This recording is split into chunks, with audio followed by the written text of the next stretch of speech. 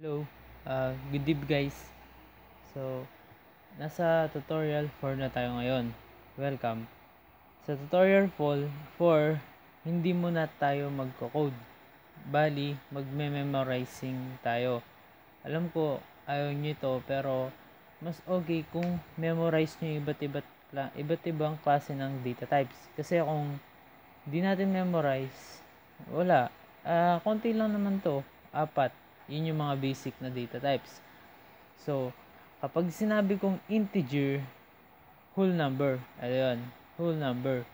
Ang keyword niya or reserved word, ibig sabihin yung meron na siya, hindi na pwedeng gamitin para sa variables, basta reserved word o yung keyword niya, int, and then yung conversion character is %d. Tatandaan nyo lang na int, and pag sinabing int, integer, ito yung whole number. Keyword niya is int and then %d yung conversion character.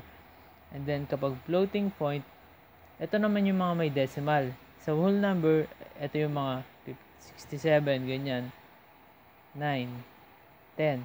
Wala silang point. So, pag naman sa floating point, ito na yung mga 89.9. Yan.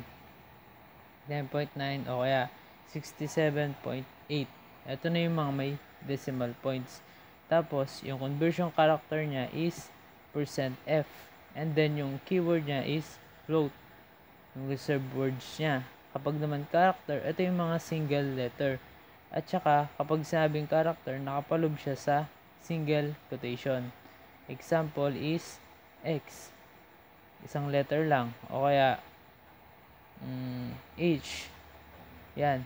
Pwede rin basta pwedeng special characters and number basta nakapalob siya single quotation. Pwedeng 1. Yan. Kaso hindi ito nako-compute kasi character siya. Kumbaga parang yung hindi siya pwedeng i-compute. Basta hindi tulad sa integer, kunyari 10 plus 5 is mako-compute siya. And then yung keyword niya is char. And then, yung conversion character, %c. Sa strings naman, pwede na siyang multiple characters. Ito, single letter? Single character. Basta ito yung mga special characters, numbers, and letters. Sa halo-halo. And then, sa multiple characters, double quotation. So, kunyari, Elsa, yan. Nakapalob siya sa double quotation. O kaya pwedeng special characters, ganyan. Ang tawag dyan is strings. And then, tatandaan nyo na yung keyword niya, char, and then, close brackets, and open brackets, close brackets. Basta pa ganyan. And then, sa loob niya, ito yung, kung ilang characters. Example na lang is lagyan ko siya ng 5. So magbibigay ako ng characters na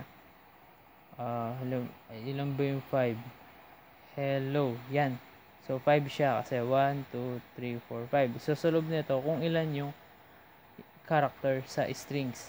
And then yung conversion character niya is %s.